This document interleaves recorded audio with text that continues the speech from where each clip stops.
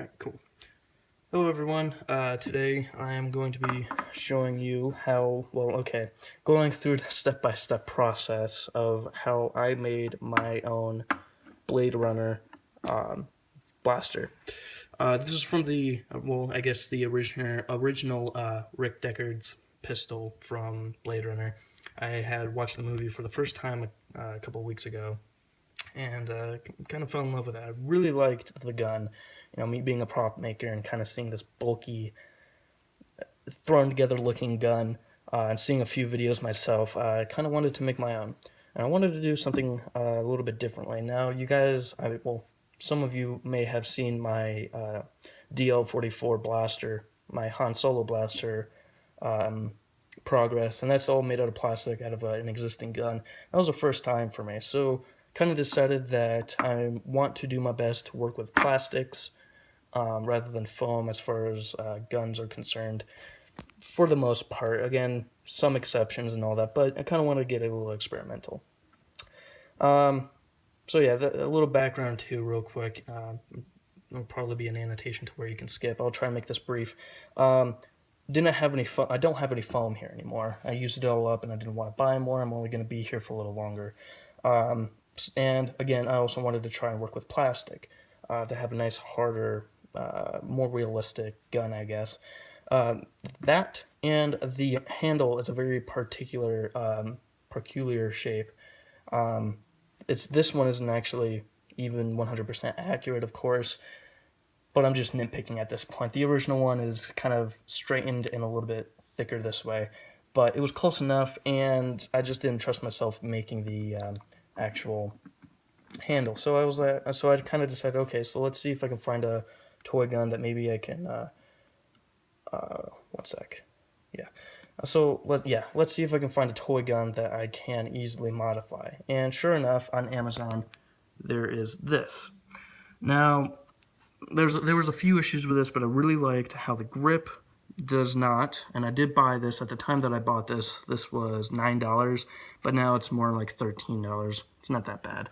What I really like about this is that the handle is not symmetric. As you can see right there, it is meant for a right-handed use, which kind of sucks for me because I'm a lefty whenever it comes to guns, but it's supposed to be very, very comfortable in that hand.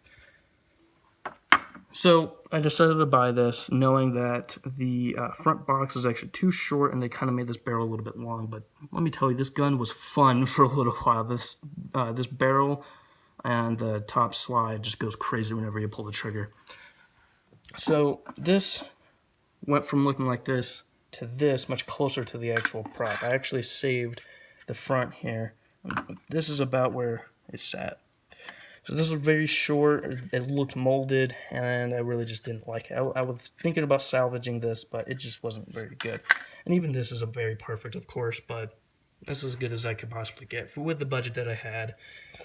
So what I ended up doing, the only materials that I used for this was this gun, and I bought a pack of styrene plastic, or polystyrene plastic, and it came in varying thicknesses. So it was very thin like paper, slightly thicker, and I would say about half as thick as this.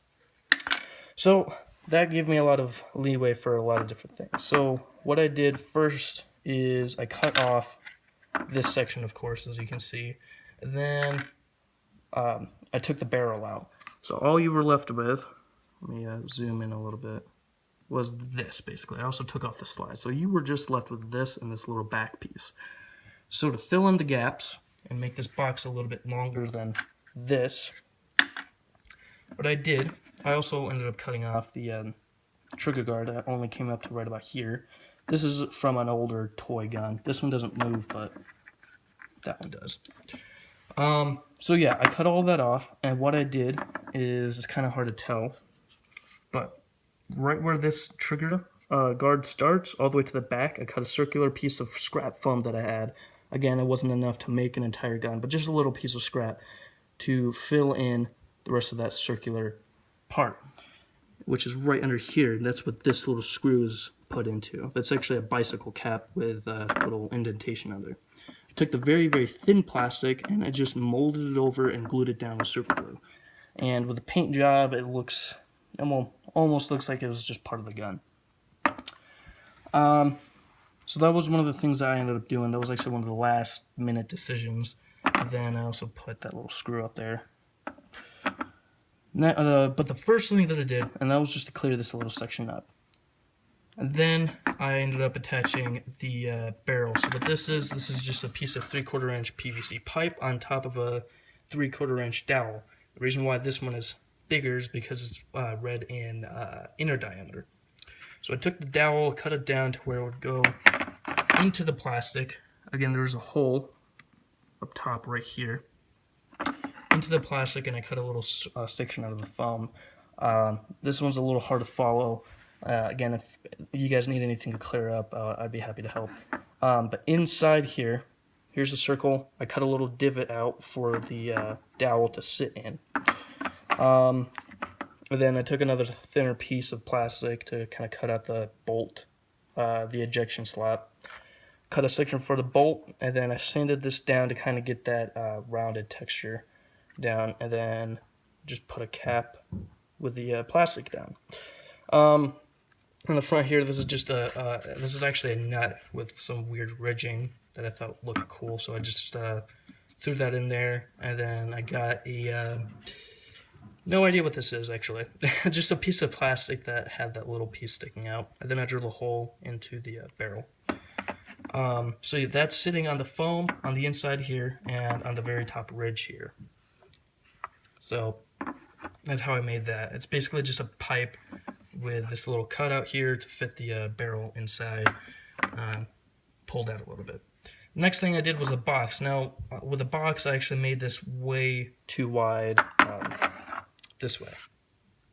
So what you would want to do is make this much thinner to where it doesn't exceed the depth of the cylinder here. So basically, I just made a box with the plastic, and then had that seat up against the barrel here, and then I just cut another rectangle out of the plastic and met with the bottom of this barrel. This little piece is actually the front of this gun. If I scroll here, it's that little orange cap. I just popped it off, and it worked for this little piece right here. So I just glued that in place, and I hot glued that to the bottom of the barrel to kind of have something to seat it against. Those little triangles are just other pieces of plastic, the polystyrene cut into triangles. I also noticed that on this side, the box came up a little bit higher, so I just made the box, I just cut out one piece of rectangular plastic, I guess, and then just bent it in the little seam where the barrels meet and just glued it in place there. Now, on this side, there's not a lot of pictures of this side, except for one, and it doesn't even look very good. So basically what I did here, as you can see, right here is where that barrel stops, and this is where that spinning the bullets were. So this is where that foam piece is, and so I wouldn't have to paint foam, I put another piece of plastic right there, and then I made this a little T shape and glued it in place. I hope that's self-explanatory. Foam, plastic, another piece of plastic detailing just to kind of solidify it. And then this is just a piece of, what is this? You should use a chopstick. It would be much thicker. The original piece is much thicker than this, but this is like a skewer, I think. And then I had some green paint that I put on there. Leaked through, not a very good paint job. But these kind of have LEDs that light up green.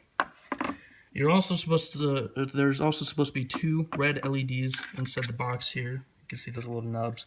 I'm just not very good with circuitry yet. So yeah, that's what I did with the box. There's a little tab right here that I left in here. So there's a tab that goes inside the box a little ways. And this backing, I just cut out a slot for it to slide on and glue onto the barrel. And then the next thing that I did is I made the trigger guard. I just kind of made it about as wide as I would expect it to be. Right where you cut it off, there's a hole, so I fed the plastic in there, super glued it down, pinched it right around here to kind of give it a little bit more of a square structure rather than it rounded. And then I glued it in between the box and the actual plastic of the gun, as you can see right there. You can see that tab right above it as well. And then I just glued another toy gun trigger down there. This gives me just enough room to put my finger in there and squeeze. So yeah, I also just added some other little details. Like I said, I put that nail into the foam. Wow, I'm shaking. This was a bicycle cap, like from a tire, and I took a file. I cut that out. Oh yeah, the bolt, just again, a piece of plastic with foam in there on top of the original piece, and I just basically cut it out and glued it. Honestly, it's as simple as that. There's another safety catch on here, just again, piece of plastic cut to kind of fit the shape and glued on there. I mean, that's honestly just about what I do with these kind of props. I just cut the shape, honestly, and just kind of glue it on here. I know that doesn't help, but that's how intuitive it is. It's become for me. Alright, so now the paint job. This was kind of a pain in the butt because the original handle scales are see-through. They're like a resin. So this didn't come out not quite as good as I wanted it to. But what I did for the handle is I got this matte orange. This is exactly what it looks like right there. I've actually rubbed down the clear coat so much from holding it. So my original plan was to paint the underside of this silver and lightly go over it. All of my silver spray paint, the nozzles broke off for whatever reason. So what I did is I sprayed a very light coat of the orange, and then I did another really light coat, and then I did my best to put a lot of coats of gloss clear coat over it. And again, it rubbed off from the time that I've made this. I guess I didn't hit the back very well. But to kind of give it like a glossy finish to kind of resemble the see-through look. And again, this is green glow-in-the-dark paint to kind of give it that look. But yeah, that's that. I know this was kind of a lengthy video for just talking about how I made it, but I hope that kind of helps. If you were to make this out of EVA foam, there's a channel that I've mentioned before, William Shakespeare. He has a great tutorial on how to make this gun.